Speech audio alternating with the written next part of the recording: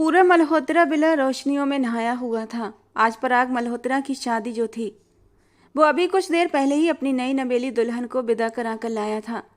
खुशी उसके अंग अंग से फूट रही थी, और वो खुश क्यों न होता। उसकी दुल्हन उसकी मनपसंद जो थी, जिसे चाहा जाए, वो इतनी आसानी से आपकी ज़िंदगी में शामिल हो जाए, इससे बड़ी खुशी की बात क्या हो सकती है। दुल्हन बनी ईशानी उसके कदम से कदम मिलाकर घर में दाखिल हुई थी, जहां माया जी ने उन दोनों का बहुत ही अच्छे से स्वागत किया था। हर कोई नई दुल्हन को हाथों हाथ ले रहा था, उसे बहुत ही सम्मान दिया जा रहा था। लेकिन इस सबके बावजूद दुल्हन बनी ईशानी का दिल अंधेरों में डूब रहा था। एक बहुत बड़ी अनहोनी का एहसास उसे अंदर ही अंदर मार रहा था। काश ये सब एक सपना होता। वो आंखें खोलती और ये सपना टूट जाता और सब कुछ पहले के जैसा ठीक हो जाता। लेकिन ये सपना नहीं था, ये तो हकीकत थी।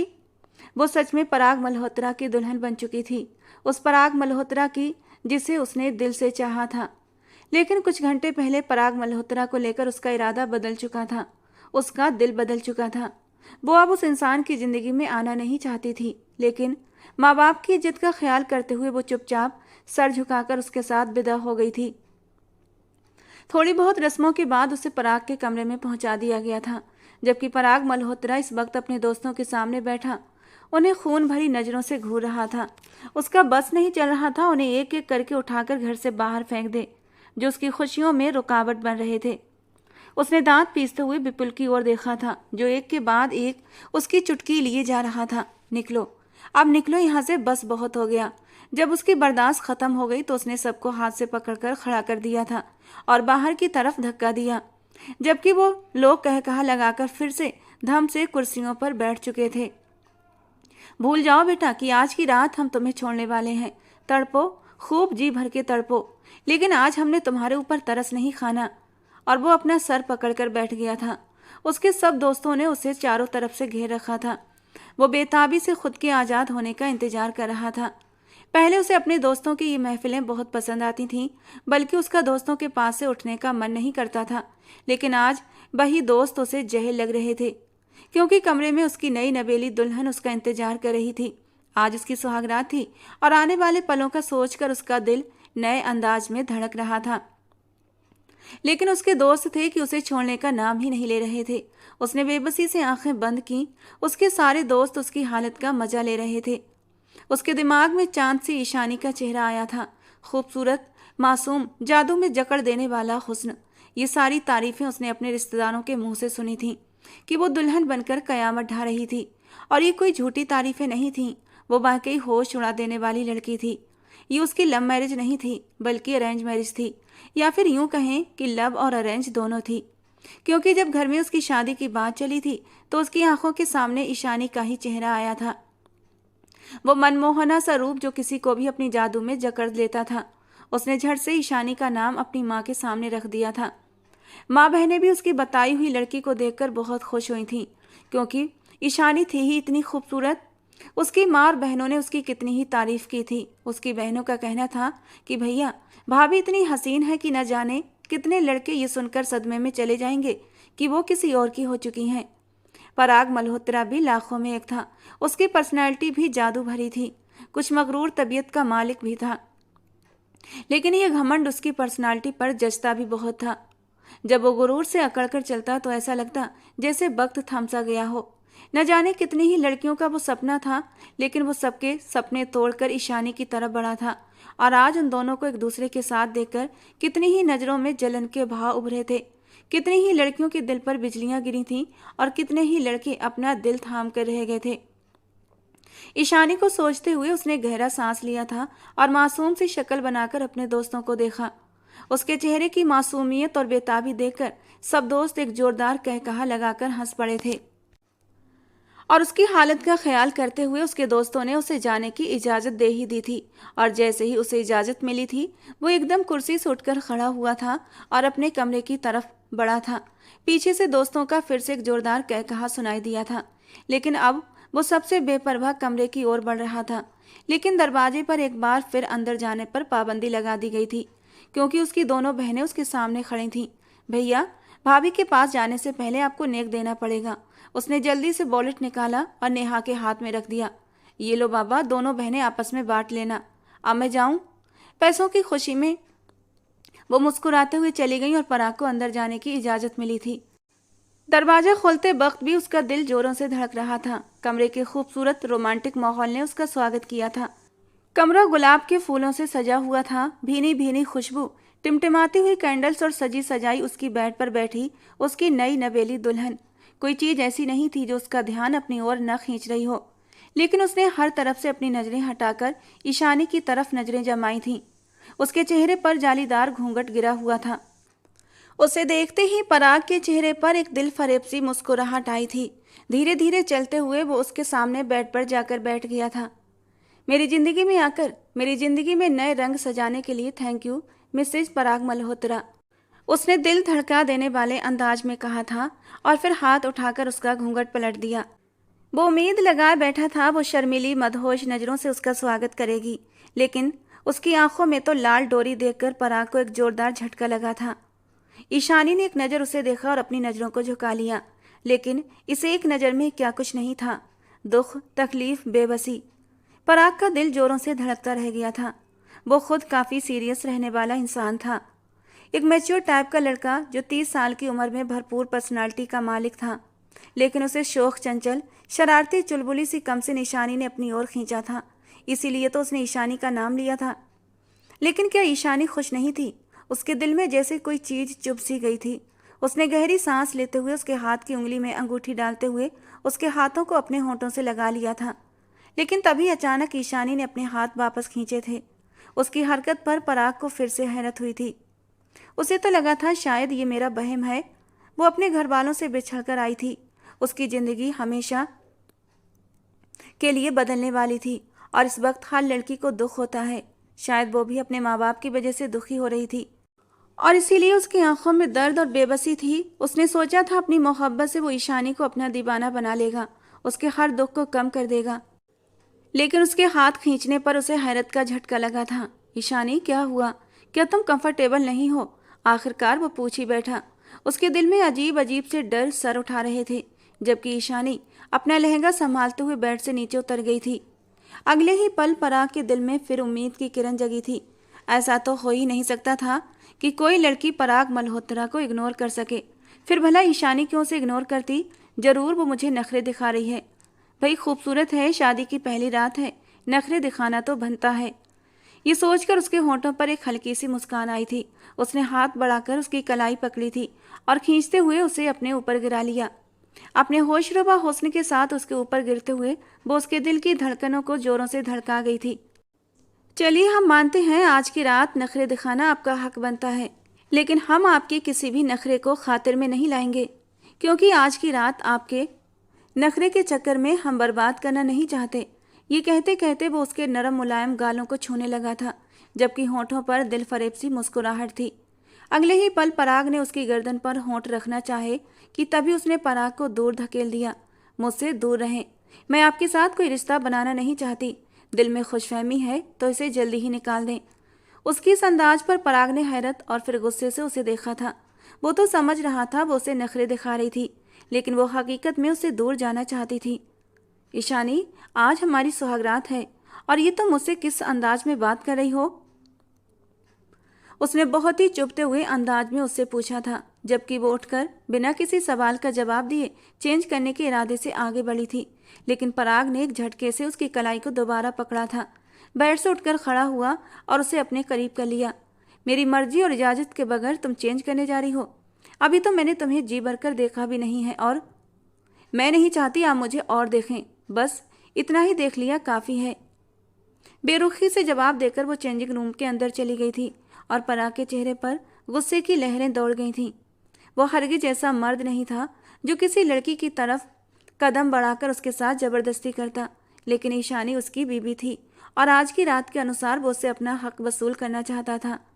ईशानी अपने कपड़े निकालकर बाथरूम में चली गई, जबकि पराग गुस्से से लाल हो चुका था। उसके चेहरे पर इस वक्त क्या कुछ नहीं था, ठुकराए जाने की तकलीफ, शर्मिंदगी का एहसास और बेपनाह गुस्सा। उसने एक झटके से साइड टेबल पर पड़ी गाड़ी की चाबियां उठाई और दूसरे हाथ से सिगरेट और लाइटर उठाया और अपने कमरे से बाहर चला गया। बाहर जाते हुए उसने दरवाजा इतनी जोर से बंद किया था कि बाथरूम का दरवाज़ा खोलती हुई ईशानी कांप कर रह गई थी। लेकिन एक गहरा सांस लेकर वो बाथरूम में चली गई। फ्रेश होने के बाद वो एक गाउन को खुद पर लपेट कर बाहर आई थी। कमरे के दरवाजे को उसने अच्छी तरह बंद किया। उसके हर अंदाज से यूं महसूस हो रहा था जैसे वो अपने पति के पास नहीं बल्कि किसी अजनबी के कमरे में मौजूद हो। बेड पर लेटते ही उसका दिमाग पूरे दिन के हंगामों में उलझने लगा था और फिर अभी कुछ देर पहले हुई पराग के साथ बातें याद करके उसने अपनी आंखें बंद कर लीं और अपना गुजरा हुआ कल सोचने लगी। वो अपनी शादी के हवाले से बेहद एक्साइटमेंट का इजहार कर रही थी। उसकी खुशी उसके हर एक अंग से छलक रही थी। हर फंक्शन में उसने दिल से पार्टिसिपेट किया था और पूरी तरह एंजॉय भी किया था। और वो इस तरह खुश क्यों ना होती। ये शादी उसके लिए किसी सपने के जैसी थी। वो जिसको चाहती थी वो उसकी किस्मत में खुद लिख दिया गया था। पराग की गाड़ी से जब वो पहली बार टकराई थी और उसकी नज़रों का टकराव पराग की आंखों से हुआ था, उसका दिल तो उसी वक्त उसकी आंखों में डूब गया था। वो रोज जानबूझकर उसी रास्ते से पैदल जाती थी क्योंकि उसे पता था पराग भी इसी रास्ते से आएगा। और वाकई पराग उस रास्ते पर आता था। वो अपने खास स्टॉल पर खड़े होकर एक कप चाय पीता था और ईशानी कितनी ही देर तक बस का इंतजार करते हुए उसे देखती रहती थी। और ये इंतजार उसने खुद ही तो चुना था। वो अच्छी भली बैन में जाया करती थी लेकिन सिर्फ पराग को देखने की खातिर उसे बस से जाना शुरू कर दिया था। और उसे देखकर पराग के चेहरे पर भी जो हल्की सी मुस्कुराहट आती थी, ईशानी का दिल जोर जोर से धड़कने लगता था। और जब उसका रिश्ता आया तो जैसे उसे बिन मांगी मुराद मिल गई थी। लेकिन विदाई से एक रात पहले उसका सब कुछ खत्म हो गया था। ये खुशियाँ, दिल में पराग के लिए मचलते नए जज्बात, आने वाली जिंदगी को लेकर उम्मीदें, सब कुछ। वो रात वो चीख चीख कर रोना चाहती थी लेकिन रो न सकी। क्या भगवान ने उसे खुशियाँ सिर्फ देखने के लिए दी थीं? क्या वो इन खुशियों को महसूस नहीं कर सकती थी? वो कितना रोई थी अपनी विदाई से पहले। उसकी माँ ने उसके नाजुक वजूद को समेट लिया था। ईशानी, क्या हुआ बेटा, इतना क्यों रो रही हो? उसकी माँ के दिल में डर सर उठाने लगे थे। क्या तुम इस शादी से खुश नहीं हो? और उसने खाली खाली नज़रों से अपनी माँ को देखा था। मैं बहुत खुश हूँ मम्मा, इस शादी से बहुत खुश हूँ, लेकिन मैं उस इंसान को तकलीफ नहीं देना चाहती। प्लीज़ मम्मा, उसे मना कर दें, इस शादी से मना कर दें। वो जैसे किसी ट्रांस किसी हालत में बोले जा रही थी। ईशानी, कैसी बहकी बहकी बातें कर रही हो? तुम्हारी शादी हो चुकी है और कुछ ही देर में तुम्हारी विदाई होने वाली है और अब तुम इस रिश्ते से इनकार कर रही हो? ये नामुमकिन है ईशानी। और वो बस बेबसी से अपने घुटनों में सर देकर रो पड़ी थी। उसकी माँ ने समझा शायद उसे अपने माँ बाप से बिछड़ने का दुख है, इसीलिए रो रही है। वो उसे तसल्ली देती हुई समझाती हुई कमरे में अकेला छोड़कर चली गई थी और वो कमरे में अकेली रोती रह गई थी। अभी 1 घंटे पहले उसके साथ छत पर जो कुछ हुआ था वो अब नहीं चाहती थी कि पराग की जिंदगी में जाकर शामिल हो जाए। विदाई से पहले उस हादसे ने उसकी आंखों से खूबसूरत सपनों को छीनकर उसे हर रंग से दूर कर दिया था, बल्कि उसकी आंखों में सपनों की बजाय डर के साए लहराने लगे थे। वो चाहती थी ये शादी न होती, काश वो पराग की जिंदगी में न गई होती, लेकिन अब कुछ नहीं हो सकता था। शादी तो हो चुकी थी और कुछ ही देर बाद विदाई भी होनी थी। वो पूरी तरह उसका हकदार बन चुका था और ईशानी ये भी जानती थी शादी के साथ फेरे लेने के बाद, उसके नाम का सिंदूर अपनी मांग में भरने के बाद अब उसे उसके हक से दूर नहीं रख पाएगी। कैसे कैसे वो खुद को पराग से बचाएगी? यही सब सोचते हुए वो नींद की वादियों में उतरती चली गई थी। वो कमरे से बाहर निकला था तो घर में एक खामोशी छाई हुई थी। शायद दिन भर की थकावट की वजह से सब लोग आराम कर रहे थे। बाहरी दरवाजे से बाहर निकलते हुए उसे हार्दिक ने हैरान नज़रों से देखा था। हार्दिक उसका कजिन था और उम्र में उससे बड़ा था। वो हार्दिक का बड़े भाइयों की तरह सम्मान करता था। आज इसकी सुहागरात थी और ये इस तरह घर से बाहर जा रहा है। हार्दिक को उसे देखकर शक होने लगा था। उसने मोबाइल निकालकर उसके नंबर पर कॉल की, लेकिन उसका नंबर ऑफ जा रहा था। हार्दिक अच्छी तरह जानता था कि वो इतने स्ट्रेस में घर से बाहर निकला है तो कहाँ जाएगा। कमरे में जाने के बजाय हार्दिक ने उसके पीछे जाना सही समझा और फिर अपनी गाड़ी लेकर उसके पीछे चला गया। और ठीक उसके सोचने के अनुसार वो इस वक्त उसी पार्क की तरफ जा रहा था जिसमें वो अक्सर स्ट्रेस के कारण जाकर घंटों बैठा करता था। इस वक्त पूरे पार्क में सन्नाटा छाया हुआ था। पार्क की सारी रोशनियां बंद थीं, सिर्फ एक लाइट जल रही थी जो पार्क को और भी रहस्यमय बना रही थी। दूर कहीं से कुत्तों के भौंकने की आवाज़ें माहौल को और भी डरावना बना रही थीं। लेकिन पराग को किसी बात की कोई परवाह न थी। हार्दिक ने उसे दूर से इस बेंच पर बैठे हुए देखा था। उसने अपनी उंगलियों में सिगरेट दबा रखी थी और बेताबी से पैर हिलाते हुए बेहद परेशान नजर आ रहा था। वो उसके पीछे जाकर धीरे से उसके करीब होकर खड़ा हो गया था और फिर हाथ बढ़ाकर उसके कंधे पर हाथ रख दिया और पराग चौंकते हुए पीछे पलटा था। उसी वक्त उसने अपने पीछे हार्दिक को देखा था और उसे हैरत और फिर शर्मिंदगी ने घेर लिया। न जाने वो उसके बारे में क्या सोच रहा होगा। क्या बात है पराग, इस वक्त तुम्हें यहाँ नहीं होना चाहिए, बल्कि तुम्हें तो अपनी दुल्हन के पास होना चाहिए। बड़े ही दोस्ताना अंदाज में बात करते हुए हार्दिक उसके करीब ही बैठ गया, जबकि उसके चेहरे पर छाई हुई खामोशी से हार्दिक को अंदाजा हो चुका था कि मामला कुछ ज़्यादा ही बिगड़ा हुआ है। ऐसी कोई बात नहीं है हार्दिक, दरअसल कुछ ऑफिस के मामले हैं, इसीलिए परेशान हूँ। सर झुकाकर उसने बात को टालना चाहा, लेकिन हार्दिक उसके झूठ को अच्छी तरह समझ गया था। ऐसे कौन से मामले हैं जो मेरी नज़रों से छिपे हैं? उसकी बात सुनकर पराग ने बस एक नज़र उसे देखा और अपनी नज़रों को दोबारा से झुका लिया। वो हार्दिक से कोई बात छुपा नहीं सकता था और ये उसकी कमजोरी थी। न चाहते हुए भी वो हार्दिक को सब कुछ बताता चला गया। उसकी बात सुनकर हार्दिक ने गहरा सांस लिया था और फिर बहुत ही नरमी से बोला, औरत को भगवान ने नेचुरली तौर पर ऐसा ही बनाया है कि वो हर इंसान को अपनी ज़िंदगी में इन्वॉल्व होने के लिए थोड़ा सा वक्त मांगती है, लेकिन मर्द के लिए ज़रूरी होता है वो इस नए रिश्ते को शुरू करने से पहले अपनी नई नवेली पत्नी को कंफर्टेबल महसूस करवाता है, उसके दिल से डर निकालता है, उसे अपनी मोहब्बत का एहसास कराता है, उसे अपने भरोसे में लेता है ताकि वो अपने दिल की सारी बातें उसे बताकर अपने आप को हल्का महसूस करे। शादी की पहली रात सिर्फ फिजिकल होने के लिए सीमित नहीं होती, बल्कि इस रात लड़की और लड़के का बहुत ज़रूरी रोल होता है आगे आने वाली ज़िंदगी को लेकर। दोनों एक दूसरे को समझते हैं, अपना सब कुछ एक दूसरे के हवाले करते हैं, अपनी ज़िंदगी की एक नई शुरुआत करते हैं। बहुत कुछ बदल जाता है पराग इस रात में। लड़के और लड़की को एक दूसरे के लिए समझना बहुत ज़्यादा ज़रूरी होता है। वो तुम्हारी बीवी है और तुम उस पर हक रखते हो।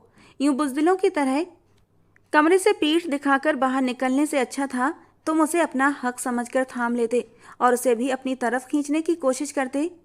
लेकिन हार्दिक, मैं उस पर कोई जोर ज़बरदस्ती नहीं करना चाहता। मैं चाहता हूँ वो अपनी मर्जी से मेरे करीब आए और मुझ पर भरोसा करे। आखिर मैं उसका पति हूँ। वो अपनी बात पर डटा था।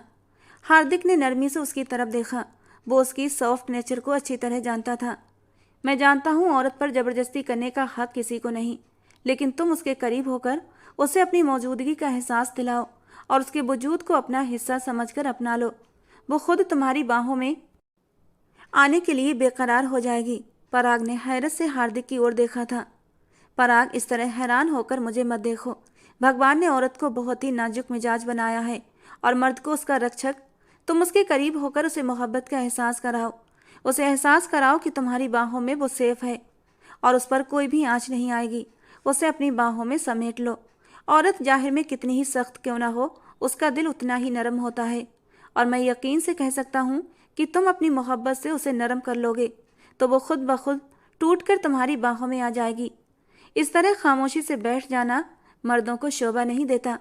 वो तुम्हारा हक है, उसके साथ तुम्हारा जायज रिश्ता है और तुम्हें तुम्हारे जायज हक से कोई दूर नहीं कर सकता।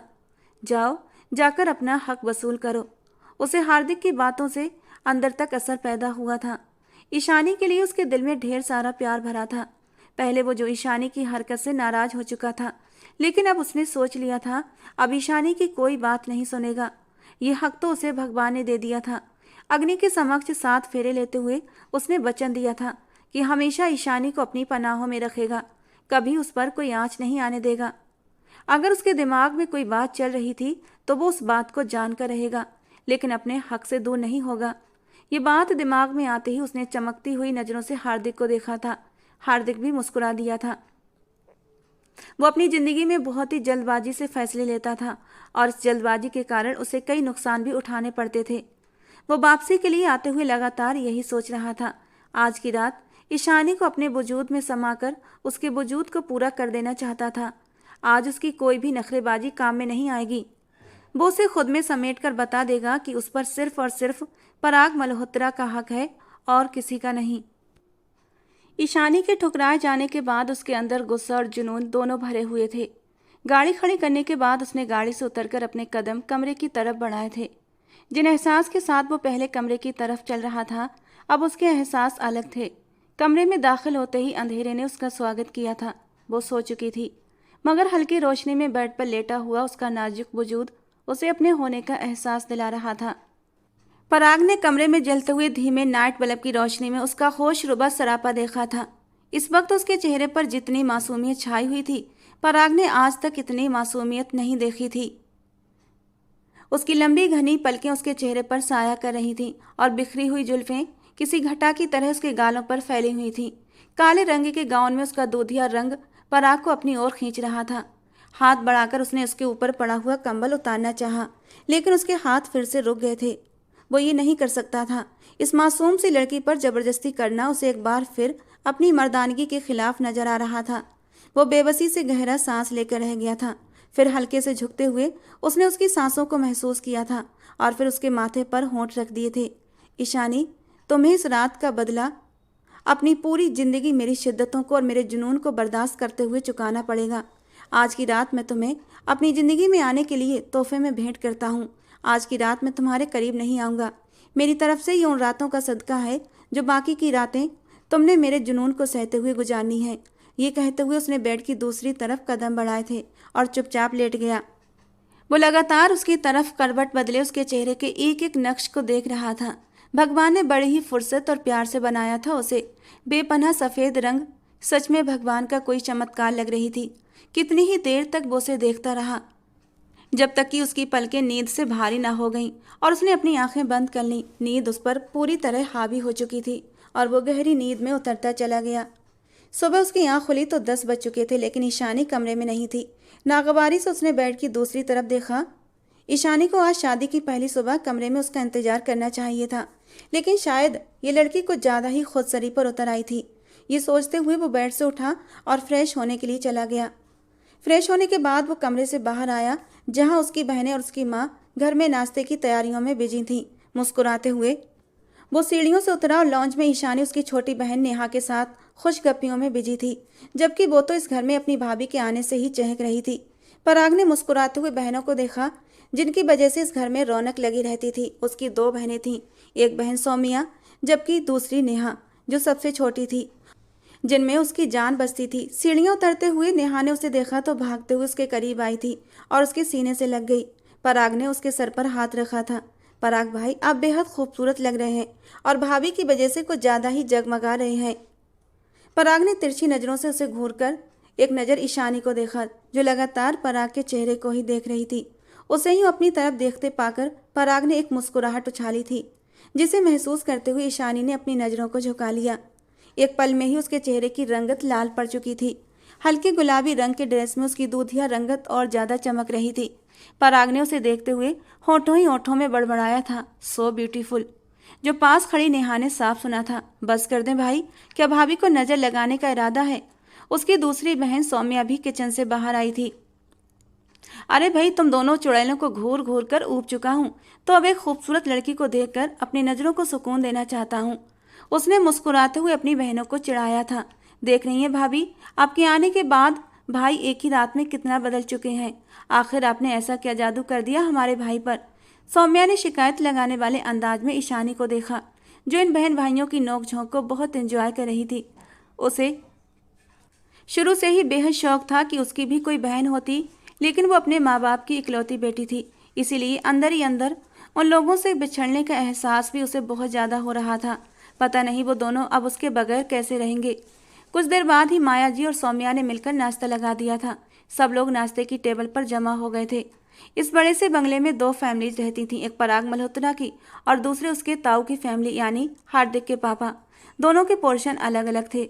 वैसे पराग, तुम आज ऑफिस नहीं जा रहे ना? माया जी ने शक भरी नज़रों से पराग को देखकर पूछा था। उन्हें अंदर ही अंदर अंदाजा था कि कहीं वो आज भी ऑफिस के लिए न चला जाए। जिंदगी में कितने ही मौके आए थे, लेकिन वो अपने काम से दूरी नहीं बनाता था। यहाँ तक कि अपने मेहंदी वाले दिन भी वो ऑफिस गया था कि एक ज़रूरी मीटिंग निपटा कर आता हूँ। नहीं, आज मैं घर पर रहूँगा, बल्कि अगले 2 दिन तक मेरा पूरी तरह घर पर रहने का इरादा है। मुस्कुराहट से उसने जवाब दिया था। तो माया जी ने प्यार भरी नज़रों से ईशानी को देखा। उन्हें अपने बेटे की इस बात से अंदाजा हो चुका था कि वो ईशानी के साथ कितना खुश है। ईशानी लोगों की बातों को ज़्यादा समझ तो नहीं पा रही थी, लेकिन उसे यहाँ काफ़ी सुकून महसूस हो रहा था। पराग के साथ घर के बाकी लोग भी बेहद अच्छे थे। तभी बाहरी दरवाजे से ईशानी के माँ बाप अंदर दाखिल हुए थे। वो जल्दी से उठकर खड़ी हुई और दौड़कर उनके गले लग गई। वो किस कदर उसकी संगत के लिए बेताब था और वो उसके करीब नहीं आती थी। उसके माँ बाप उसे अपने साथ ले जाने के लिए आए थे। आंटी, आप कब से ही बेकार की रस्मों का शिकार हो गईं? आखिरकार चाय का घूंट भरते हुए उसके दिल की बात उसकी जबान पर आई थी, जबकि उसकी बहनें लगातार शरारत भरी नज़रों से एक दूसरे को देख रही थीं। पराग बेटा, ये बेकार की रस्म नहीं है, इसे तो खानदानी रस्म कह सकते हैं। और वैसे भी एक दिन की बात है। पगफेरे के दिन तुम दोनों मेरे मेहमान बनोगे। ईशानी की माँ की बात को सुनते हुए उसने एक नज़र ईशानी का दमकता हुआ चेहरा देखा था, जो इस वक्त तो खुशी के मारे खिल रहा था। शायद वो अपने माँ बाप के साथ जाने के लिए बेताब थी। पराग को अंदर ही अंदर अफसोस हुआ था। क्या उसे जर्रा बराबर भी फर्क नहीं पड़ता था कि उसका पति किस कदर बेताबी से उसके करीब आने का इंतजार कर रहा था। वो उसके रात वाले रवैये को भूलकर एक बार फिर उसकी तरफ कदम बढ़ाने का सोच रहा था, जबकि वो उससे दूर भागने की कोशिश में थी। उसने तो सोचा था सुबह उठकर उससे अपने रात वाले रवैये की माफ़ी मांगेगी, लेकिन ऐसा कुछ भी नहीं हुआ था। पराग के अंदर एक बार फिर बदगुमानी सी सर उठाने लगी थी। नाश्ता करने के बाद वो लापरवाही से उठा और कमरे की तरफ बढ़ने लगा, जब ईशानी के पापा के शब्दों ने उसके कदम रोक लिए थे। पराग बेटा, आप भी हमारे साथ चलें। ईशानी के साथ ही पराग ने पलटते हुए एक नज़र ईशानी को देखा। नहीं अंकल, आप लोग जाएं प्लीज़, मैं फिर कभी आ जाऊंगा। वो अपने अंदाज में सर्द भाव लाते हुए उसे एहसास दिलाना चाहता था कि वो नहीं चाहता वो उससे दूर जाए, लेकिन ईशानी जानबूझकर अनजान बनी बैठी थी। आखिरकार वही हुआ, ईशानी अपने माँ बाप के साथ चली गई थी। पराग ने भी पक्का इरादा कर लिया था कि अब वो शाम को उसे लेने नहीं जाएगा। उसने आना हुआ तो खुद ही आ जाएगी, जबकि उसकी माँ ने उसे खास तौर पर समझा दिया था कि शाम को ईशानी को वापस भी लाना है। जब दिन में उसकी माँ हार्दिक से मुलाकात हुई तो हार्दिक आंखों में शरारत लिए उसे ही देख रहा था। कंधे पर हाथ रखते हुए शरारती अंदाज में बोला, कहो कैसी गुजरी रात, तुम्हारी शादी की पहली रात? मेरी बातों ने असर किया था ना? जबकि पराग अब अपने पर्सनल मामलों को दूसरों के सामने नहीं लाना चाहता था, इसलिए उसने चेहरे पर खुशी लाते हुए कह दिया, हाँ रात को हम दोनों के बीच सब कुछ ठीक हो गया था। और उसकी बात पर हार्दिक भी तसल्ली से मुस्कुरा दिया था। हार्दिक को और क्या चाहिए था कि उसका भाइयों जैसा कजन, उसका दोस्त अपनी ज़िंदगी में खुश था। ईशानी के जाने के बाद सौम्या और नेहा ने उसे आड़े हाथों लिया था। देख लिया भाई, आप तो भाभी के दीवाने हुए जा रहे थे और भाभी आपसे बिल्कुल भी प्यार नहीं करती, इसीलिए तो वो आपको छोड़कर अपने मायके खुशी खुशी चली गई। हालांकि एक छोटा सा मजाक था, लेकिन पराग को ये बात दिल पर महसूस हुई थी। उसने पक्का इरादा कर लिया कि ना अब उससे कोई बात करेगा, ना ही उसे वापस आने के लिए कहेगा। सुबह वो ऑफिस जाने का इरादा रखता था। रात को माया जी ने उसे ईशानी को लाने के लिए भेजना चाहा और तब उसने माया जी से कह दिया कि उसने ही ईशानी एक रात रुकने की इजाज़त दी है, वो सुबह वापस ले आएगा। और वो सुकून से हो गई थीं। वो बहुत ही नरम मिजाज औरत थीं। वो चाहती थीं उनका बेटा सारी ज़िंदगी अपनी ज़िंदगी में खुश रहे। उस रात वो सोने के लिए लेटा तो ईशानी का रवैया एक बार फिर उसके दिमाग में आने लगा था। ईशानी को उम्मीद थी कि वो उसे कॉल करके ज़रूर इस बात का एहसास दिलाएगा कि वो उसे इग्नोर करके मायके चली गई थी। हालांकि सुबह पराग के खुशगवार रवैये से उसे अंदाजा हो चुका था कि पराग उसे एक मौका देते हुए दोबारा उसके करीब आना चाहता है। ईशानी को यह भी अंदाजा हो चुका था कि जब वो अपने माँ बाप के साथ आ रही थी तो उसे ये बात पसंद नहीं आई थी। वो बिल्कुल भी खुश नहीं था, लेकिन फिर भी उसे इग्नोर करके वो अपने मायके चली आई थी। रात का दूसरा पहर था जब पराग को अपने मोबाइल पर घंटी बजती महसूस हुई थी। काफ़ी देर वो नज़रअंदाज करता रहा, लेकिन लगातार घंटी बजती रही तो नींद से भरी आंखों से उसने फ़ोन उठाया। ईशानी का नंबर जगमगा रहा था। उसे लगा जैसे वो कोई सपना देख रहा हो। एक पल के लिए उसका दिल चाहा वो ईशानी की कॉल अटेंड न करे, लेकिन फिर दिल के हाथों मजबूर होकर उसने कॉल अटेंड की और मोबाइल कान से लगाया, जबकि दूसरी तरफ से ईशानी की डरी हुई आवाज़ उसके कानों में टकराती हुई आई थी, पराग, पराग प्लीज़। वो उस वक्त डर के मारे कांप रही थी। क्या हुआ ईशानी? पराग भी एक पल को घबरा गया था। पराग, मुझे डर लग रहा है, प्लीज़ आप आ जाएं। वो शायद रो रही थी। डर तो तुम्हें मेरे पास भी लगता है, ये कोई नई बात नहीं, पराग ने हल्के फुल्के अंदाज में जवाब दिया। प्लीज़ पराग, मैं आपसे नहीं डरूंगी, आपकी अब हर बात मानूंगी, प्लीज़ प्लीज़ आप आ जाएं। वो रोते हुए उसे मनाने की कोशिश कर रही थी। लेकिन क्यों? तुम तो वहाँ सेफ हो ना, बल्कि मेरे पास अनसेफ, पराग ने दोबारा दोहराया। नहीं, मैं सेफ नहीं हूँ, यह बहुत बड़ी मुसीबत में हूँ, आप अभी आ जाएं। पराग को कोई अंदाजा नहीं हो रहा था वो उसे क्यों बुलाना चाहती है। वो बेदिली से उठा और बाहर आ गया था। न जाने वो उससे क्या चाहती थी। गाड़ी निकालते हुए वो लगातार उसी के बारे में सोच रहा था। अगर ये मजाक था तो काफी भयानक मजाक था। उसे मेरी याद तो नहीं सता रही। उसके दिल में हल्की सी सरगोशी हुई और फिर वो अपनी खुशफहमी में खुद ही मुस्कुरा दिया। गाड़ी इस वक्त तेजी से पराग के ससुराल की ओर जा रही थी। घर के बाहर पहुंचते ही उसने गाड़ी रोकी और ईशानी के नंबर पर कॉल किया। मैं बाहर आ चुका हूँ, दरवाजा खोलो। दरवाजे पर तो लॉक है, प्लीज दीवार फलांकर अंदर आ जाए, वो सरगोशी भरे अंदाज में बोली थी। उसकी बात पर पराग ने हैरत से कान से मोबाइल हटाकर घूरा था। ये लड़की सच में पागल तो नहीं हो गई। उसे अब ईशानी पर गुस्सा आने लगा था। उसने मोबाइल दोबारा कान से लगाया। क्या मतलब है तुम्हारा? दीवार फलांकर आ जाऊं? तुम पागल तो नहीं हो गई हो? वो गुस्से में दबे दबे चीखते हुए बोला था। क्या मैं तुम्हें कोई चोर नजर आता हूँ? नहीं, चोर तो पहले से अंदर मौजूद है। उन्होंने मम्मा पापा को कमरे में बंद कर रखा है और शायद मेरे दरवाजे के सामने है। उसकी डरी हुई सरगोशी से उसे हालात की संगीनी का अंदाजा हो चुका था। अब उसे खुद पर जी भर के गुस्सा आ रहा था। उसे माल दौलत की कोई परवाह नहीं थी, लेकिन अंदर मौजूद लड़की उसकी इज्जत और उसकी बीवी थी। उसे बिल्कुल भी ये बात गवारा न थी कि उसकी इज्जत को कोई देखता या हाथ लगाता। घर की बाहरी दीवार को फलांगते हुए वो अंदर दाखिल हुआ था और धीरे दबे कदमों से चलता हुआ अंदर आ गया। लेकिन वो अंदर जाकर अब बुरी तरह परेशान था, क्योंकि उसे नहीं पता था कि ईशानी का कमरा कौन सा है और ना ही इससे पहले वो इस घर में आया था। तुम्हारा कमरा कौन सा है? मोबाइल उसने अभी कान से लगाया हुआ था। सीढ़ियों के साथ वाला मेरा कमरा है, ईशानी ने हल्की सी सरगोशी में उसे बताया। जब वो सीढ़ियों से चढ़ते हुए घर के अंदर दाखिल हुआ, सबसे पहले सामने ही ईशानी का दरवाजा खोलते हुए वो अंदर कमरे में आ गया था। उसे देखकर ईशानी की जान में जान आ चुकी थी। वो जल्दी से भागते हुए आगे बढ़ी और उसकी बाहों में सिमट गई थी। उसकी हरकत पर पराग अपनी सांस रोके खड़ा था। वो उसके सीने से लगी थी और उसकी दिल फरेब महक पराग पर असरअंदाज हो रही थी। वो एक वक्त के लिए भूल गया कि उनके आसपास खतरा है। वो यहाँ किस लिए आया है? वो बस उस खूबसूरत लड़की के नर्म नाजुक वजूद को महसूस करते हुए उसे खुद में समेट रहा था। तभी उसे अपने पीछे दरवाजा खुलते हुए महसूस हुआ। उसने जल्दी से पलटते हुए ईशानी को अपनी पीठ के पीछे कर लिया था। निकालो जो कुछ है तुम्हारे पास। वो दो लड़के थे, देखने में कम उम्र थे। एक लड़के की हाइट मीडियम थी, लेकिन एक लड़का पराग की तरह काफी हट्टा कट्टा और ऊंचा लंबा जवान था। उसकी आंखें सीधी ईशानी पर जमी हुई थीं और उन आंखों में जैसे ईशानी को देखकर खून छलक रहा था। उन्होंने अपने हाथों में पिस्टल थाम रखी थी। ईशानी की हालत पहले से खराब हो रही थी। उसकी आंखों में आंसू और उसका रंग डर के मारे सफेद पड़ रहा था। उसका कांपता हुआ वजूद पराग के साथ लगा खड़ा था। पराग मल्होत्रा, हट्टा कट्टा और 6 फीट से निकलता उसका लंबा चौड़ा कद। कुछ ही देर में वो दोनों लड़कों को अच्छे से ढेर कर सकता था, लेकिन इस वक्त वो सिर्फ और सिर्फ ईशानी के बारे में सोच रहा था।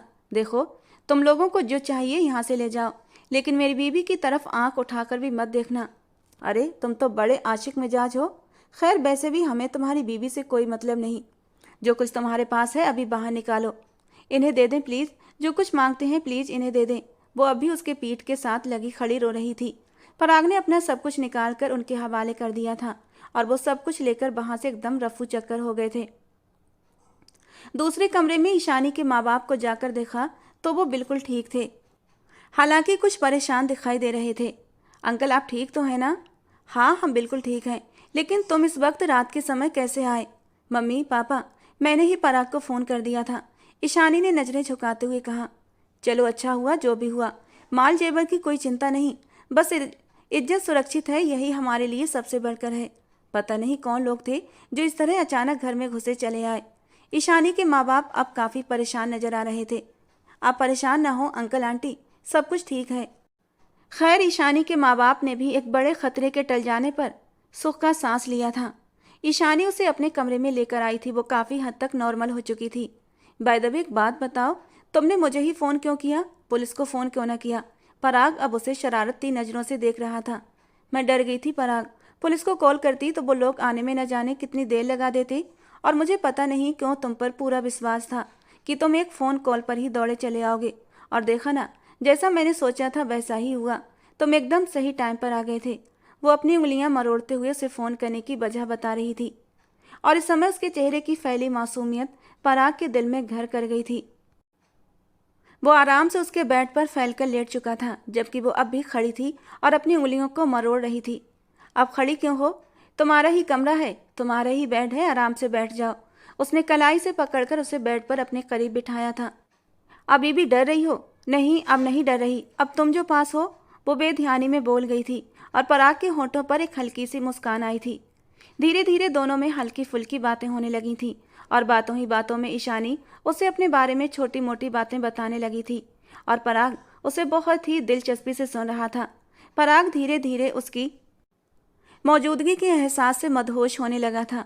रात की तन्हाई, जांच रिश्ते में बंधी उसकी नई नबीली अनछुई दुल्हन, उसका मन बहकने लगा था और अचानक ही उसके हाथ उसकी कमर पर जाकर टिक गए थे। ईशानी कुछ समझ पाती इससे पहले ही उसने उसे खींचकर अपने ऊपर गिराया था। उसके खूबसूरत सिल्की बाल फैलकर उसे अपने खुशबुओं में लपेट रहे थे। उसे इतने करीब महसूस करके पराग की धड़कनें बेतरतीब होने लगी थीं, जबकि ईशानी भी उसकी गर्म सांसों से बुरी तरह घबरा रही थी। आंखों की लंबी पलकों की झालर कभी उठती तो कभी गिरती, चेहरा शर्म से लाल टमाटर हुआ पड़ा था। कितनी ही देर तक वो उसके चेहरे को मदहोशी भरी नजरों से देखता रहा और अब इससे ज्यादा तो वो खुद को रोक ही नहीं सकता था। अगले ही पल पराग ने उसके माथे पर अपने होंठ रखे थे और उसको बाजुओं की पकड़ उसके कमर पर सख्त होने लगी थी, जबकि वो उसके सीने पर गिरी अपनी उथल पुथल होती सांसों को संभाल रही थी। अगले ही पल वो अपने होंठ उसकी गर्दन पर रख चुका था।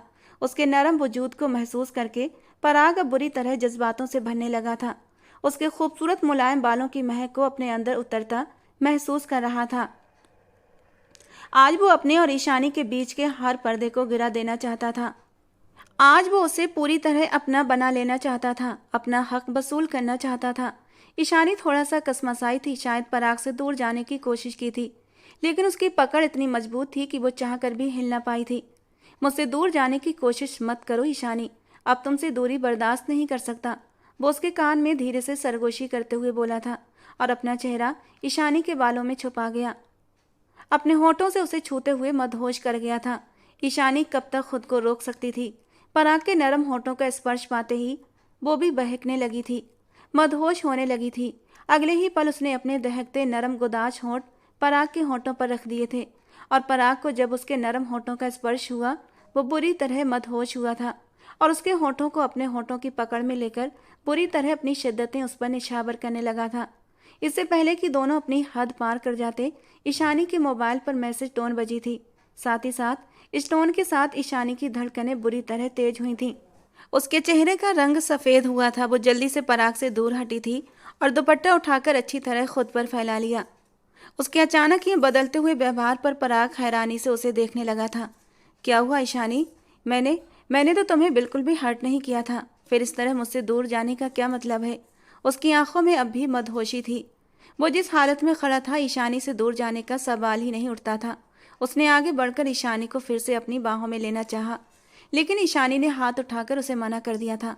प्लीज पराग, मेरे करीब ना आए। उसके चेहरे पर गुस्से के साथ साथ डर भी नजर आ रहा था। लेकिन ईशानी, बताओ तो सही, आखिर हुआ क्या है? अभी तो तुम्हें मेरे करीब आने पर कोई भी ऐतराज न था, बल्कि तुम खुद मेरा साथ दे रही थी, फिर अचानक से। बस पराग, मुझसे कोई सवाल मत पूछो और आप जाएं यहाँ से। पराग को उसके बदले हुए अंदाज पर हैरत हुई थी। ईशानी, मेरी तरफ देखो, मुझे महसूस करो, मुझे बताओ तुम किस चीज़ से डर रही हो? पराग ने उसकी कलाई पकड़कर अपनी तरफ खींची थी जब वो बुरी तरह रो पड़ी। मैं इस वक्त बहुत तकलीफ में हूँ पराग, और आपको सिर्फ अपने हक की पड़ी है। आप क्यों मेरे दिल की हालत को समझ नहीं पा रहे? क्या पति पत्नी का रिश्ता सिर्फ फिजिकल होने तक होता है? इसके अलावा क्या पति का फर्ज नहीं होता वो अपनी पत्नी के एहसास को समझे? बोलो पराग। वो बड़ी बड़ी आंखों में आंसू लिए पराग को देख रही थी, जबकि वो हैरानी से उसके गिरते आंसुओं को देख रहा था। अभी कुछ देर पहले ही तो वो पूरी तरह मदहोश थी। अपने आप को खुद को पराग की बाहों में ढीला छोड़ दिया था, खुद अपने होठों से पराग को छू रही थी। फिर अचानक अब ऐसा क्या हो गया था? पराग की आंखों में गुस्सा उतरने लगा था। तुम ये कैसी बहकी बहकी बातें कर रही हो? मैं मानता हूँ पति पत्नी का रिश्ता विश्वास पर टिका होता है, लेकिन ईशानी, इंसान के सीने में एक दिल भी होता है और उस नरम दिल में कुछ जज्बात भी होते हैं, और जबानी के ये मुंहजोर जज्बात वो अपने जीवन साथी से ही शांत करता है। तुम खुद भी तो अभी मेरी बाहों में अपने जज्बातों से बुरी तरह चूर थी ना, फिर अचानक से क्या हो गया? आखिरी बार वो उसने पूछ रहा था, लेकिन ईशानी ने जोर जोर से गर्दन नामे हिलाते हुए कहा, चले जाएं यहाँ से। मैं आपको कुछ नहीं बताना चाहती, लेकिन बस इतना जानती हूँ कि आपका मकसद सिर्फ और सिर्फ मुझे हासिल करना है। इसके अलावा आपको मुझसे मोहब्बत नहीं। अगर मोहब्बत होती तो यूं मेरे साथ जबरदस्ती। कहते कहते ईशानी खामोश हुई थी, जबकि ये बात पराग की गैरत पर जाकर लगी थी। वो इतना गिरा हुआ इंसान नहीं था कि बार बार उसके दर पर उसकी मोहब्बत और उसकी संगत की भीख मांगने के लिए चला जाता था। उसका पति था वो, लेकिन इसके बावजूद वो उसे बार बार बेइज्जत करके धुतकार देती थी। गाड़ी में बैठते हुए उसने वापसी के लिए गाड़ी मोड़ दी थी। ईशानी रोते हुए बेड पर बैठ गई थी। उस वक्त उसके हाथ बुरी तरह कांप रहे थे। मोबाइल को उठाते हुए उसने जैसे ही उसे खोला, जगमगाता हुआ मैसेज उसको और भी अंधेरों में धकेल गया था। क्या कर रहा था वो तुम्हारे कमरे में इतनी देर से? याद रखना, इस बार माफ कर रहा हूँ। इस बार तो कुछ नहीं बिगड़ा तुम्हारा, लेकिन अगला कदम सोच समझ कर उठाना। इस मैसेज को देखकर उसका रंग खतरनाक हद तक सफेद पड़ चुका था। वो जानती थी हर बार पराग को ठुकराकर वो उसकी गैरत को जख्मी कर रही है, लेकिन इस वक्त उसके पास कोई दूसरा रास्ता नहीं था। गाड़ी में बैठा हुआ पराग अपनी लाल होती रंगत के साथ पसीने में नहाया हुआ था। उसका बस नहीं चल रहा था हर चीज को तहस नहस कर दे। कैसी लड़की थी उसकी पत्नी होकर उसके साथ इस तरह का रवैया रख रही थी। ये सच था कि उसने आज तक किसी भी औरत को अपने करीब नहीं आने दिया था, लेकिन इसका बदला इतना भयानक हो सकता है वो सोच भी नहीं सकता था। ईशानी, तुम्हें क्या लगता है कि मैं तुम्हारी संगत के लिए तड़प रहा हूँ? तुम्हारे बगैर मर जाऊंगा? ऐसा नहीं है। मैंने आज तक सिर्फ अपने आप को अपने जीवन साथी के लिए बचा कर रखा था, लेकिन जब जीवन साथी मेरे साथ वफादार नहीं तो मैं उसकी परवाह क्यों करूं? मुझे भी उसकी परवाह नहीं है। मैं अब कभी तुम्हारे करीब नहीं आऊंगा। न जाने क्या सोचते हुए उसने गाड़ी को रेड लाइट एरिया की तरफ मोड़ दिया था। मैं तुम्हारी संगत की ख्वाहिश को मिटा दूंगा ईशानी। तुमसे ज्यादा हसीनाएं मेरी बाहों में आने के लिए बेचैन हैं। मुझे अब तुमसे कोई मतलब नहीं रखना ईशानी। नफरत से बड़बड़ाते हुए ईशानी से बात कर रहा था। उसका बस नहीं चल रहा था कि उस लड़की को खत्म कर दे। ईशानी के ठुकराए जाने का गम इतना ज्यादा था कि उसने गलत राहों पर कदम रख दिए थे। इससे पहले वो इस गंदगी में कभी नहीं आया था। जगमगाते हुए रोशन दिए, खुशबू से बिखरे हुए कह कहे और खिलखिलाती हुई खूबसूरत लड़कियां जो उसे अपनी तरफ खींच रही थीं। उसने नजर उठाकर उन खूबसूरत लड़कियों को देखा था जिनके पास अदाएं थीं, हुस्न था, नजाकत थी, लेकिन बस इज्जत नहीं थी। उनके चेहरे पर बिखरते हुए शर्मो हया के रंग नहीं थे। वो पहली बार इस महफिल में बैठा तो उसके आसपास कई खूबसूरत लड़कियां तितलियों की तरह बिखर गई थीं। हर कोई अपने इस अमीर और हैंडसम ग्राहक को खुश करने की कोशिश में लगी हुई थी। उसके गले में अपनी बाहें डालते हुए एक लड़की बोली, साहब, आज की रात हमारे नाम कर दो ना। न जाने क्यों उन लड़कियों से उसे पराग को घिन महसूस होने लगी थी। वो अब इस पाप को करने से घबरा रहा था। घर में उसकी दो जवान बहनें भी तो थीं, बिल्कुल इसी तरह खिलखिलाती हुई कलियां। वो लड़की उसके करीब आने की कोशिश कर रही थी, लेकिन वो लगातार उसे खुद से दूर करने की कोशिश में था। और जब उसे उस लड़की ने होठों से छूने की कोशिश की तो उसने एक झटके से उसे धक्का दिया था और तेजी से निकलता हुआ आगे बढ़ा था, लेकिन वो लड़की दोबारा से उसके रास्ते में आई थी। हमारी प्यास को जगाकर हमसे दूर जाने का क्या मतलब है? मेरा रास्ता छोड़ो। मैं तुम्हें हाथ भी लगाना अपनी इंसल्ट समझता हूँ। अपनी मर्जी से इन गलियों में आए थे, हमने जबरदस्ती आपको नहीं बुलाया था। उसने एक अदा से अपनी उंगली से पराग के गालों को छुआ था। हाँ, मैं कुछ वक्त के लिए भटक गया था। नफरत मेरे दिमाग पर कुछ ज्यादा ही हावी हो चुकी थी, लेकिन अब मैं होश में आ चुका हूँ। ये कहकर उसने अपने पास से पर्स निकाला और उसमें से कुछ नोट निकाले और उस लड़की की हथेली पर रख दिए थे और फिर बाहर निकलता चला गया। गाड़ी में बैठते हुए उसकी आंखों में आंसुओं की नमी चमकने लगी थी। आज उस लड़की की जिद और अना उसे इन बदनाम गलियों में लेकर आई थी, वरना वो इतना इज्जतदार आदमी था कि उसने जवानी की दहलीज पर कदम रखते हुए भी अपने किरदार को गलत छींटों से हमेशा बचा कर रखा था, क्योंकि उसकी भी दो बहनें थीं और वो चाहता था जिस तरह मैं साफ सुथरे कैरेक्टर का मालिक हूँ तो वैसे ही भगवान मेरा जीवन साथी देगा। भगवान ने उसे सब कुछ दिया, इज्जत, दौलत, शोहरत, हुस्न, लेकिन इसके बावजूद वो सिर्फ ईशानी के करीब आने की कोशिश करता तो वो भी सिर्फ इसलिए कि वो उसकी जायज पत्नी थी। अपने घर में जाने के बाद उसने सबसे पहले बाथरूम का रुख किया था और फिर कितनी ही देर तक वो शावर के नीचे खड़ा नहाता रहा था। उसे ऐसा लग रहा था जैसे उसके बदन पर गंदगी लग गई हो जिसे वो मिटाना चाहता हो। उसने अपने भगवान से रो रो कर माफी मांगी थी कि मैं ये कौन सा पाप करने जा रहा था, लेकिन इसके साथ ही उसने अपने दिल में पक्का इरादा कर लिया था कि आखिर ईशानी उसके करीब क्यों नहीं आती, आखिर इस नफरत की वजह क्या थी, वो ये राज जानकर रहेगा। अगर ये शादी उसने अपनी मर्जी से नहीं की थी तो वो उसे अकेला छोड़ देगा। ये सोचते हुए वो सोने के लिए लेट गया था। कितनी ही देर तक वो कमरे में रोती रही थी। वो जानती थी आज जो कुछ हुआ है सिर्फ और सिर्फ उसी की वजह से हुआ है। अगर वो यहाँ रहेगी तो अपने माँ बाप और अपनी इज्जत के लिए खुद एक बहुत बड़ा खतरा बन जाएगी। अगले दिन उसने खुद ही अपने ससुराल जाने का इरादा कर लिया था। उसने पराग को कॉल नहीं की थी। वो अच्छी तरह जानती थी वो उसे कभी भी लेने नहीं आएगा। रात को जिस तरह उसने उसे खुद से दूर धकेला था, ईशानी को पूरा विश्वास था वो अब उसके करीब कभी नहीं आएगा। अगले दिन ही वो ड्राइवर के साथ वापस आ गई थी, लेकिन घर पर पराग मौजूद नहीं था। माया जी से मुलाकात करते हुए उसे मालूम हो गया था कि पराग ऑफिस के लिए निकल चुका है। सौम्या और नेहा इस वक्त यूनिवर्सिटी में थी, तो वो सीधा अपने कमरे में आ गई थी। आराम करने के इरादे से वो कमरे में कुछ देर के लिए लेट गई। उसे इस कमरे में बहुत ही सुकून महसूस हो रहा था। ऐसा लगता था जैसे इस कमरे में आकर वो खुद को सुरक्षित महसूस करने लगी थी। सौम्या और नेहा घर वापस आईं तो उसे कमरे से बाहर निकाल लाई थी और उसके साथ मिलकर वो खूब सारी बातें कर रही थीं। ईशानी को अपनी सारी परेशानियां भूल चुकी थीं। शाम को पराग आया तो उसे देखकर काफ़ी हैरान हुआ था। बस एक नज़र उसे देखने के बाद वो अपने कमरे में चला गया था, जबकि ईशानी ने उसकी आंखों में ठंडा खून जमा देने वाले एहसास को महसूस कर लिया था। थोड़ी देर बाद वो भी उसके पीछे कमरे में आ गई थी। फ्रेश होने के बाद वो बेड पर लेटा हुआ था। चाय लाऊं आपके लिए? ईशानी ने उसको थोड़ा सा करीब होते हुए सर झुकाकर पूछा था, लेकिन वो चुपचाप आंखें मूंदे लेटा रहा। ईशानी अपने होंठ काटते हुए उसे ही देख रही थी। उसके कुछ न बोलने पर और इग्नोर किए जाने पर ईशानी की पलकें भीगने लगी थीं, जिसे उसने जल्दी से अपने दुपट्टे के कोने से पोंछ लिया था। कितना अपना सा लगता था ये इंसान उसको।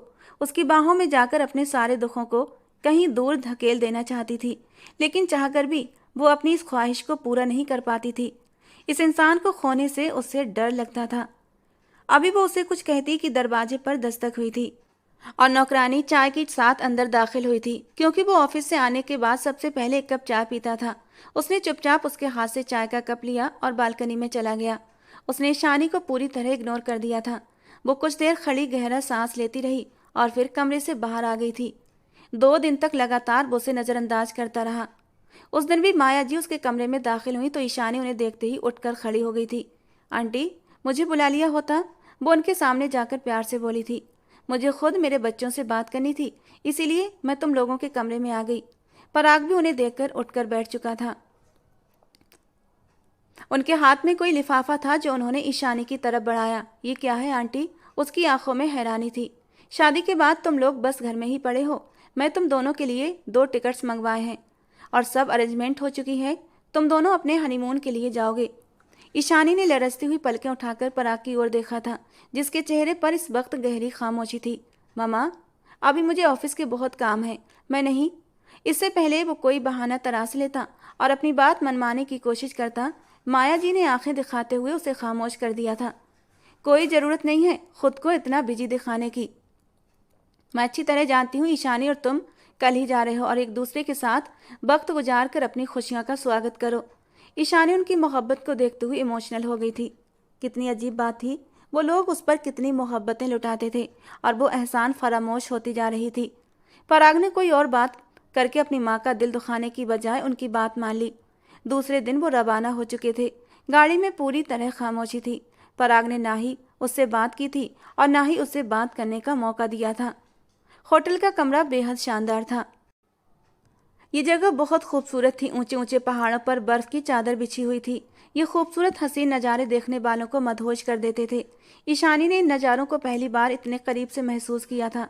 वो तो इन नज़ारों में खोसी गई थी। सब कुछ उसे किसी और ही दुनिया की सैर करा रहा था, जबकि पराग उसे खिड़की से बाहर के नज़ारे करते हुए देखकर अंदर ही अंदर सोच रहा था, क्या मैं इस लड़की के काबिल नहीं जो ये मुझे खुद के करीब नहीं आने देती, जो मुझे ये बुरी तरह धुतकार देती है। वो उठकर कमरे से बाहर चला गया था और शाम को जब कमरे में आया तो ईशानी कमरे में नहीं थी। उसने पूरा कमरा देख लिया, वो किसी भी जगह नहीं थी। फिर उसे बालकनी से किसी के बोलने की आवाज़ आई। वो किसी से फ़ोन पर बात कर रही थी। वो धीरे धीरे कदम उठाता हुआ उसके पीछे जाकर खड़ा हो गया था। मेरा विश्वास करो, वो एक बार भी मेरे करीब नहीं आया। मैं झूठ नहीं बोल रही, मेरी बात का यकीन करो। वो जैसे किसी को यकीन दिलाने की कोशिश कर रही थी, और उसके ये शब्द सुनकर पराग पर जैसे हैरतों के पहाड़ टूट पड़े थे। वो अविश्वास से उस खूबसूरत नाजुक सी लड़की को देख रहा था, जिसकी हकीकत कितनी बदसूरत थी। एक बार फिर ईशानी की आवाज़ आई थी, नहीं, मैं किसी भी सूरत तुमसे मुलाकात नहीं कर सकती, मुझे मजबूर मत करो। उसकी आवाज़ में नमी घुलने लगी थी। पराग को ये महसूस हो रहा था कि अगर वो कुछ पल के लिए और यहाँ रुका तो वो पत्थर की तरह जम जाएगा। क्या कमी छोड़ी थी उसने जो उसे इस तरह का हमसफ़र मिला था? मेरे पास इस वक्त कुछ नहीं है, इंतजार करो, मैं तुम्हें सब कुछ दे दूंगी, लेकिन अभी फ़िलहाल मैं तुम्हें कुछ नहीं दे सकती। मैं सब कुछ तुम पर निछावर कर दूंगी, लेकिन आज तुम ऐसा कुछ भी नहीं करोगे, वादा करो मुझसे। उसकी आवाज़ बुरी तरह कांप रही थी, आंखों से आंसू गिर रहे थे, और ये आंसू देखकर पराग का दिल बुरी तरह धड़का था। तो ये वजह थी, वो किसी और को पसंद करती थी, इसीलिए पराग को अपने करीब नहीं आने देना चाहती थी। उसका चेहरा गुस्से के मारे लाल हो चुका था, शरीर की सारी रगें तन चुकी थीं। कॉल काटते हुए वो वापसी के लिए पलटी और अपने पीछे पराग को देखते ही जैसे पत्थर हो गई थी। वो उसे यूं देख रही थी जैसे उसे यकीन न हो। इसके हाथ के साथ साथ अब उसका पूरा बदन भी कांपने लगा था। पराग 2 कदम उठाता हुआ उसके करीब आ गया था। इस वक्त उसके चेहरे और आंखों की रंगत लाल हो रही थी, जो किसी कयामत की ओर इशारा कर रही थी। तो ये है तुम्हारा भयानक चेहरा? उसने लाल होती आंखों से ईशानी की तरफ देखते हुए अपने शब्दों को चबाकर कहा था। तो ईशानी ने जल्दी जल्दी नामे सर हिला दिया, मुझसे झूठ बोलने की कोशिश भी मत करना, वरना मैं तुम्हारे साथ बहुत बुरा पेश आऊंगा। ये कहते हुए उसने हाथ बढ़ाकर मजबूती से उसकी गर्दन को थामा था, और फिर उसे अपनी तरफ खींचते हुए बालकनी के जालीदार ग्रिल में लगे छोटे से गेट पर खड़ा कर दिया था। सिर्फ एक धक्का और तुम यहाँ 5वीं मंजिल से नीचे गिरी पड़ी होगी। गुस्से की वजह से पराग का पूरा शरीर कांप रहा था। इस वक्त उसकी मौत और जिंदगी पराग के हाथ में थी। नीचे की तरफ देखते हुए ईशानी का रंग बुरी तरह पीला पड़ा था। मुझे बताओ, कौन है मेरे अलावा तुम्हारी जिंदगी में? वो बुरी तरह दहशत पर उतर आया था। ईशानी को यकीन हो गया कि ये उसकी जिंदगी का आखिरी वक्त है। वो डर के मारे रो भी नहीं पा रही थी। उसकी आवाज़ जैसे गले में फंस कर रह गई थी। वो अभी नामे सर हिला रही थी। अगर तुमने झूठ बोलने की कोशिश की तो मैं तुम्हें यहाँ से नीचे गिरा दूंगा। तुमने मेरी जिंदगी का बहुत मजाक बना लिया। यह एहसास ही उसे पागल कर देने के लिए काफ़ी था कि उसकी बीवी सिर्फ किसी गैर मर्द की वजह से उसे अपने करीब नहीं आने दे रही थी। ईशानी कांपते हुए हाथों से उसकी कमर को बुरी तरह जकड़े खड़ी थी और उसके सीने से लगी खड़ी थी। अगर आप चाहें तो मुझे अभी इसी वक्त नीचे फेंक दें। उसने अपना सर उठाकर उसकी ओर देखा था, आंखों में आंसू बह रहे थे। मुझे मौत स्वीकार है पराग। पराग उसे देख रहा था। मुझे जिंदगी की बस इतनी ही ख्वाहिश है कि जो भी पल गुजारूं बस आपके साथ ही गुजारूं, और जब मौत आपके हाथों से मिलेगी तो मुझे ये मौत भी प्यारी है। जबकि वो उसे बेयकीनी से देख रहा था। मुझे मरने से डर नहीं लगता पराग। अभी इसी वक्त मेरी सांसें मुझसे छीन लो और मुझे हर दुख से, हर तकलीफ से आज़ाद कर दो। मैंने अपना खून आपको माफ़ किया, लेकिन मेरी मोहब्बत पर शक न करें। पराग, मैं आपसे बेहद मोहब्बत करती हूँ, हमेशा आपसे ही मोहब्बत करती रहूँगी। उसकी आंखों में सच्चाई चमक रही थी। चेहरे की रंगत रोने की वजह से लाल होने लगी थी। उसकी रोती हुई लाल आंखें पराग को अंदर ही अंदर काट रही थीं। वो एकदम बालकनी की तरफ पीछे हटा था और उसे खींचकर किसी कीमती खजाने की तरह अपने सीने में छुपा लिया था, और एक हाथ से उसने वो जालीदार गेट बंद कर दिया था। वो बुरी तरह सिसक रही थी। वो उसे कभी मरता हुआ देख ही नहीं सकता था। जुदाई मोहब्बत की सबसे बड़ी सजा होती है, लेकिन ये भी सच्चाई थी कि वो अपने जीवन साथी को, अपनी मोहब्बत को किसी और के साथ जुड़ा हुआ नहीं देख सकता था। ईशानी, अगर तुम्हारी जिंदगी में कोई है तो मैं अभी इसी वक्त तुम्हें आज़ादी दे दूंगा, लेकिन मुझे सिर्फ और सिर्फ सच बता दो। मैं वादा करता हूँ तुम्हें हर पाबंदी से आज़ाद कर दूंगा। तुम खुशी खुशी उसके साथ चली जाना और अपनी ज़िंदगी बिताना। जबकि उसकी बात पर ईशानी तड़प उठी थी। आंसू पोंछते हुए बोली, ऐसा कुछ नहीं है। मेरी ज़िंदगी में आने वाले आप पहले मर्द हैं। मैं आपसे बेपनाह मोहब्बत करती हूँ। वो बुरी तरह रो पड़ी थी और फिर सब कुछ बताती चली गई। ये उसकी विदाई की रात थी। शादी का इंतजाम उसके घर पर ही किया गया था। शादी अच्छे से निपट चुकी थी और अब खाने का दौर चल रहा था। इतनी देर के लिए ईशानी को उसके कमरे में भेज दिया गया था कि वो कुछ देर आराम कर ले, क्योंकि कुछ ही घंटे बाद विदाई हो जानी थी। थोड़ी देर बाद एक छोटे से बच्चे ने आकर उसे खबर दी कि छत पर कोई उससे मिलना चाहता है। उससे हैरत हुई, ऐसा कौन हो सकता है जो उसे छत पर मिलने के लिए बुला रहा है? और फिर पराग का ख्याल आते ही उसका दिल तेजी से धड़का था। पराग, तुम्हें इतना भी सब्र न हुआ? अब तो वैसे भी मैं हमेशा हमेशा के लिए तुम्हारी होने वाली थी। वो हल्के से मुस्कुराते हुए खुद को एक नज़र शीशे में देख रही थी और फिर अपना लहंगा संभालते हुए सबकी नज़र बचाकर वो धीरे धीरे सीढ़ियां चढ़ते हुए छत पर आ गई थी। लेकिन आखिरी सीढ़ी चढ़ते हुए उसे एहसास हुआ कि उसने यहाँ आकर गलती कर दी। सामने खड़ा इंसान कोई और नहीं बल्कि उसके बराबर वाले मिश्रा अंकल का बेटा मयंक मिश्रा था। मयंक मिश्रा पूरे मोहल्ले में गुंडागर्दी के कारण मशहूर था। वो ईशानी का हाथ मांगने उसकी दहलीज पर भी आया था, लेकिन उसके माँ बाप ने उसे साफ इनकार करते हुए कह दिया कि मयंक और मेरी बेटी का कोई जोड़ नहीं, हम आपसे माफ़ी चाहते हैं। और इस बात को मयंक ने अपनी अना का मसला बना लिया था। हालांकि घर करीब थे इसलिए उन्हें शादी के लिए इनविटेशन दिया गया था, लेकिन उसने उस इनविटेशन को वापस भेज दिया था, बल्कि उसकी तरफ से धमकी भी दी गई थी। वो छत पर आई तो सामने मयंक मिश्रा को देखकर वापस जाने के लिए मुड़ी कि तभी मयंक ने आगे बढ़ते हुए उसका हाथ थाम लिया। गले में मोटी सी चैन, बड़े हुए बाल और अजीब सा हुलिया। छोड़ो मयंक, ये क्या बदतमीजी है। मैं चिल्लाकर सबको इकट्ठा कर लूँगी। कर लो इकट्ठा, मैं भी चाहता हूँ तुम सबको इकट्ठा कर लो, मेरा काम आसान हो जाएगा, क्योंकि मेरे पास तुम्हारी ऐसी कमजोरी है कि सब इकट्ठा होने के बाद तुम्हारे मुंह पर थूकेंगे। मयंक के शब्द सुनकर वो हैरान रह गई थी। क्या मतलब, कहना क्या चाहते हो तुम? वो अच्छी तरह जानती थी कि वो इंसान किसी भी हद तक जा सकता है। वो इस वक्त बहुत हसीन लग रही थी। मयंक उसे देखते ही दीवाना हो चुका था। मोबाइल जेब से निकालते हुए उसने 1 मिनट के अंदर अंदर कई तस्वीरें ईशानी के सामने की थीं और ईशानी के होश उड़ के रह गए थे। उसे अपने पैरों पर खड़ा रहना मुश्किल लगने लगा था। तस्वीरों को बहुत ही सफाई से एडिट किया गया था कि देखने वालों को पता भी न चलता कि वो एडिट की हैं। वो गलत हालत में किसी लड़के की बाहों में थी। वो ये नहीं थी, लेकिन चेहरा उसी का था। मेरे पास ये तस्वीरें हैं और तुम्हारे होने वाले पति पराग मल्होत्रा का नंबर भी है। वो पूरी तरह मक्कारी पर उतर आया था। मुझे सिर्फ 1 मिनट लगेगा तुम्हें आसमान से ज़मीन तक पटकने में। ये क्या कह रहे हो तुम? ये तस्वीरें मेरी नहीं हैं और तुम्हें शर्म आनी चाहिए इतनी घटिया हरकत करते हुए। ईशानी का पूरा बदन बुरी तरह कांप रहा था। बिल्कुल, मैं शर्मिंदा हूँ। मयंक ने सर झुकाया और फिर शैतानियत से हंसते हुए उसे देखने लगा। मैं शर्मिंदा हूँ, बल्कि ये सब कुछ छोड़ दूंगा। तुम्हें बस ये करना है कि जाते हुए अपने पति की तरफ से एक बड़ी रकम मुझे तोहफे के तौर पर भेज देना, साथ में कुछ जेवरात भी। वो उसे ब्लैकमेल कर रहा था और वो मासूम सी लड़की उसकी ब्लैकमेलिंग का शिकार हो गई थी। और हाँ, एक बात याद रखना, तुम अपने पति के करीब नहीं जाओगी जब तक कि तुम मेरी बताई हुई सारी रकम मेरे हवाले न कर दो। चालाकी करने की कोशिश मत करना, मेरे जासूस तुम्हारे एक एक पल की खबर रखेंगे। जिस दिन मुझे पता चला कि तुम दोनों ने अपने रिश्ते की शुरुआत कर ली है, उसी दिन ये तस्वीर पराग मल्होत्रा के नंबर पर सेंड हो जाएगी। एक बार फिर जहर उगलती हुई नज़रों से उसने उसे देखा था और फिर अगले ही पल न जाने क्या सोचकर उसने उसकी कलाई को पकड़कर अपनी ओर खींचा था। अपनी उंगली से उसके गाल को छूते हुए वो बहुत ही मक्कारी से हंसा था। वैसे अगर तुम चाहो तो ये तस्वीरें अभी तुम्हारे सामने डिलीट करके रख दूंगा। तुमसे कोई भी डिमांड भी नहीं करूँगा, बस मेरी एक ख्वाहिश पूरी कर दो। कुछ घंटे में तुम्हारी विदाई हो जाएगी, लेकिन इतने घंटे के लिए मुझे अपने कमरे में आने दो। वो कुछ घंटे मेरे लिए हसीन बना दो। पराग मल्होत्रा से पहले क्यों ना मैं इस मक्खन जैसे नरम नाजुक वजूद को, ये कहकर वो मक्कारी से हंसा था। उसके बाद मैं हमेशा हमेशा के लिए तुम्हारी ज़िंदगी से चला जाऊंगा। ये सुनना था कि ईशानी ने उसे धक्का देते हुए उसके मुंह पर एक जोरदार थप्पड़ मारा था। बकवास बंद करो अपनी। मैं मरकर भी तुम जैसे इंसान के करीब नहीं आऊंगी। तुम्हारे करीब आने से अच्छा मुझे मौत प्यारी है। थप्पड़ भी इतनी प्यार से मारा है जैसे गुलाब ने छू लिया हो। वो बेशर्मों की तरह अब भी मुस्कुरा रहा था। ठीक है, मुझे भी कोई शौक नहीं, लेकिन मेरी बताई हुई सारी की सारी रकम मेरे पास तक आ जानी चाहिए, वरना तुम जानती हो मैं क्या कर सकता हूँ।